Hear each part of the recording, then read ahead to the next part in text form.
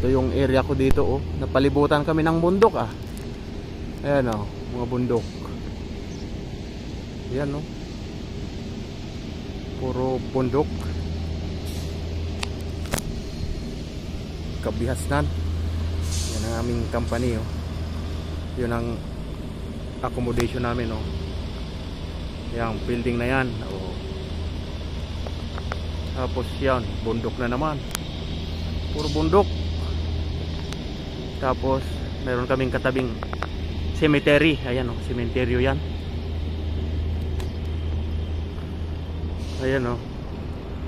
Kaya mingaw man diri sa dapita. Mingaw diri sa bandang dapita diri sa Bahara. Stilan. Pay ayo. Tiyaga na lang kasi dito tayo napadpad sa kabihasnan ng Bahara. Nasa ano tayo, Western Province ng Saudi Arabia, Makkah area. Papunta na tong Makkah. Ayan, no. Nag-stretching lang ako, masakit yung balakang ko, eh. Nagbilad ng konti. Nakakaano na sa kakahiga. Sakit sa balakang.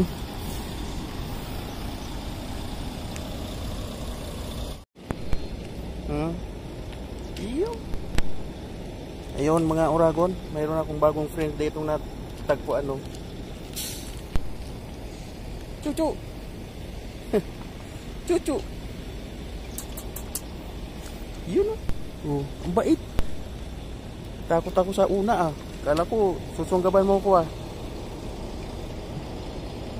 Aso dito sa ano? Asong gala. Ayan, oh. Nandito ko sa ano, nagpapainit. Nag-i-stretching ako, eh. Lumapit sa akin yung aso, eh. Butit mabait.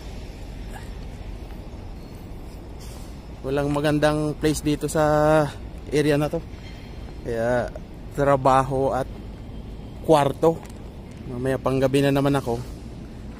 Kaya stretching muna. Sumasakit yung aking balakang kakahiga. Ayan, oh. Yun, mayroon pang isa, oh. Dalawa sila. Chuchu!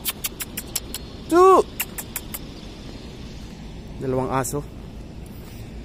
Takot talaga ako. Kala ko, ano, eh, susunggaban ako ng aso, eh, palapit sa akin. So, ayun. Balik tayo sa loob ng kampo. Nakapag-inat-inat na ng katawan. Kala ko magluto ng gulay. Maghanap ako ng gulay. Try kong magluto kasi nakakasawa na yung araw-araw manok. Manok araw-araw ang ulam dito, eh. Sa isang araw, 2 beses lagi yung manok. Sa umaga, kung hindi spaghetti, itlog, pansit canton. Yan ang ulam sa umaga.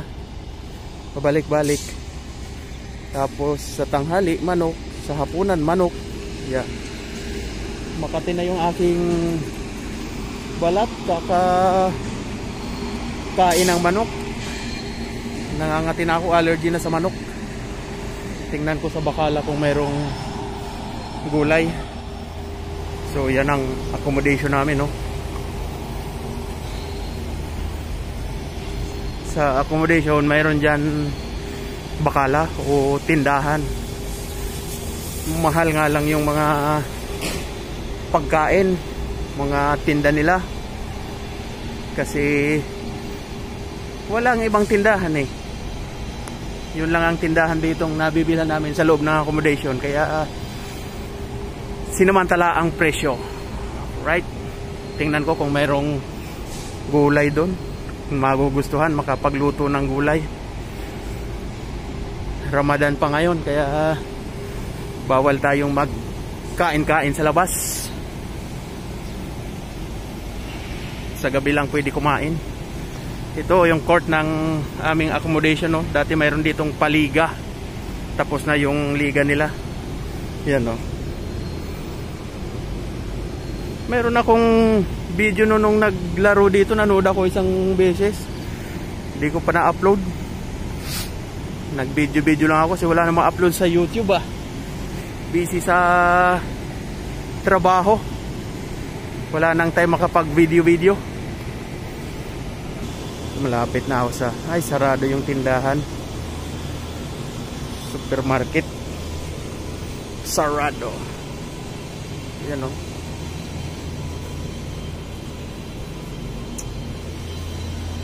Sarado. Sarado ang tindahan. Hindi makapagluto. Meron namang tindahan dun sa labasan kaso malayo-layo din. Diyan kami nakakuha ng pagkain oh. Ayan. Ay nako. Wala sa ayos yung pagkain dito. Pangit ang mga luto. Catering ang nagluluto. Nang bayad yung company tapos di mga ganda yung luto. Natriman yung mga puno ah. Oh. Pinuto lang mga sanga.